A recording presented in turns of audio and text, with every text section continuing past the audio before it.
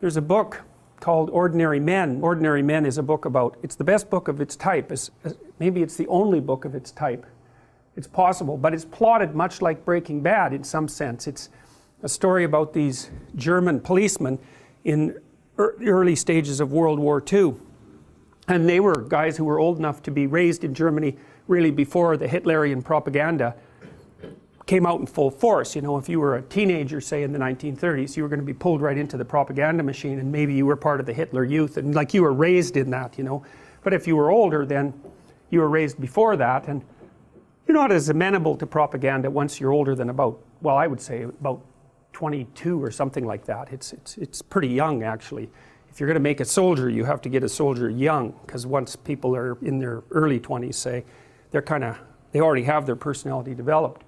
Anyways, these policemen were sent into Poland after the Germans marched through, and you know, it was wartime, and there was this hypothesis in Germany that the Jews in particular were operating as a fifth column and undermining the German war effort, because of course the Germans blamed the Jews and a variety of other people for actually setting up the conditions that made the war necessary. And so when the police were sent into Poland, they were also required to make peace, roughly speaking, and so they started out by rounding up all the Jewish men between 18 and 65 and gathering them in stadiums and then shipping them off on the trains. But that isn't where they ended. They ended in a very, very dark place. I mean, these guys were going out in the field with naked pregnant women and shooting them in the back of the head by the end of their training.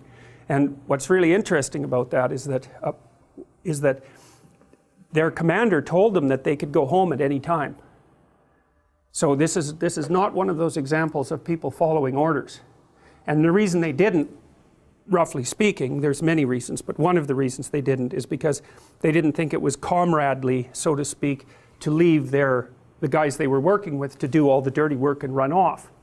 You know, and that's really an interesting fact, you know, because in different circumstances, you wouldn't think about that as reprehensible, right? You'd think, well, that's part of teamwork and under rough circumstances, and that's at least in part how they viewed it. And they were also made physically ill multiple times, physically and psychologically ill by the things that they had to do, but they kept doing them anyways. So it's one step at a time, and that's the thing, is that you end up in very bad places one step at a time, so you've got to watch those steps.